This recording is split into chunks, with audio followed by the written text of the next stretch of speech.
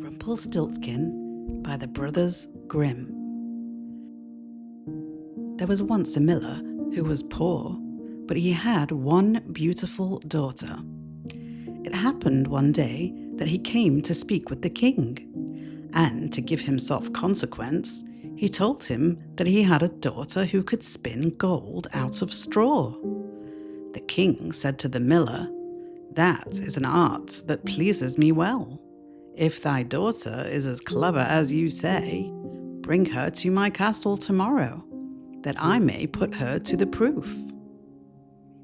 When the girl was brought to him, he led her into a room that was quite full of straw, and gave her a wheel and spindle and said, "Now set to work, and if by the early morning thou hast not spun this straw to gold, thou shalt die." And he shut the door himself and left her there alone. And so the poor miller's daughter was left there sitting, and could not think what to do for her life. She had no notion how to set to work to spin gold from straw. And her distress grew so great that she began to weep. Then all at once the door opened, and in came a little man who said, "Good evening, miller's daughter.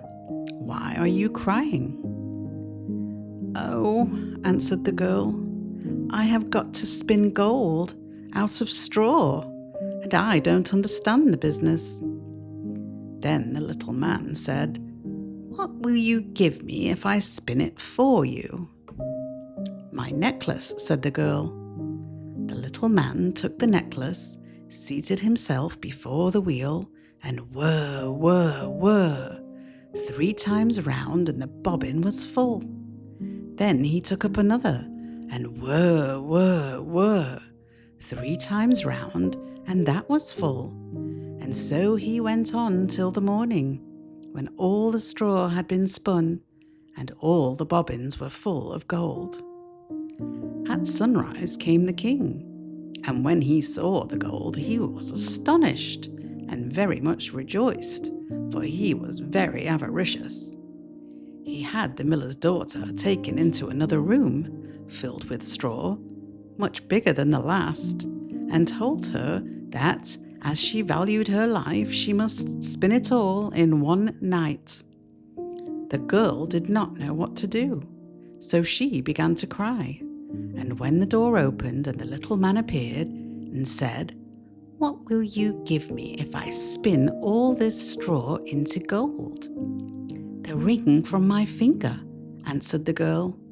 So the little man took the ring and began again to send the wheel whirring round, and by the next morning all the straw was spun into glistening gold. The king was rejoiced beyond measure at the sight, but as he could never have enough of gold, he had the miller's daughter taken into a still larger room full of straw and said, "This too must be spun in one night, and if you accomplish it, you shall be my wife." For he thought, although she is but a miller's daughter, I am not likely to find anyone richer in the whole world. As soon as the girl was left alone, the little man appeared for the 3rd time and said, "What will you give me if I spin this straw for you this time?" "I have nothing left to give," answered the girl. "Then you must promise me the first child you have after you are queen," said the little man. "But who knows whether that will happen," thought the girl. But as she did not know what else to do in her necessity, she promised the little man what he desired, upon which he began to spin until all the straw was gold. And when in the morning the king came and found all done according to his wish, he caused the wedding to be held at once, and the miller's pretty daughter became a queen. In a year's time, she brought a fine child into the world, and thought no more of the little man. But one day he came suddenly into her room and said, "Now, give me what you promised me."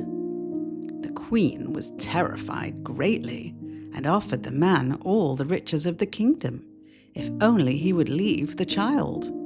But the little man said, "No, I would rather have something living than all the treasures of the world."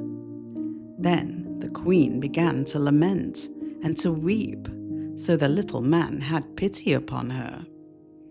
"I will give you 3 days," said he, "and if at the end of that time you cannot tell my name, you must give up the child to me." Then the queen spent the whole night in thinking over all the names that she had ever heard, and sent a messenger through the land to ask far and wide for all the names that could be found. And when the little man came the next day, beginning with Caspar, Melchior, Balthazar, she repeated all she knew and went through the whole list. But after each, the little man said, "That is not my name." The second day, the queen sent to inquire of all the neighbours what the servants were called, and told the little man all the most unusual and singular names, saying, "Perhaps you are called roast ribs, or sheepshanks, or spindleshanks." But he answered nothing but, "That is not my name."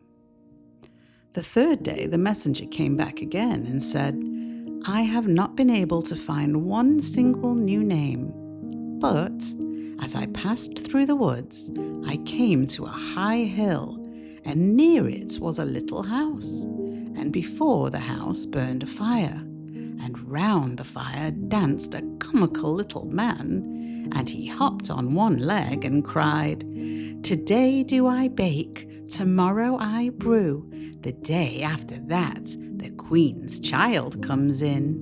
And oh, I am glad that nobody knew that the name I am called is Rumpelstiltskin.'" You cannot think how pleased the queen was to hear that name, and soon afterwards, when the little man walked in and said, "Now, Mrs. Queen, what is my name?" she said at first, "Are you called Jack?" "No," answered he. "Are you called Harry?" she asked again. "No," answered he. And then she said, "Then perhaps your name is Rumpelstiltskin?" "The devil told you that! The devil told you that!" cried the little man, and in his anger he stamped with his right foot so hard that it went into the ground above his knee. Then he seized his left foot with both hands in such a fury that he split in two, and there was an end of him.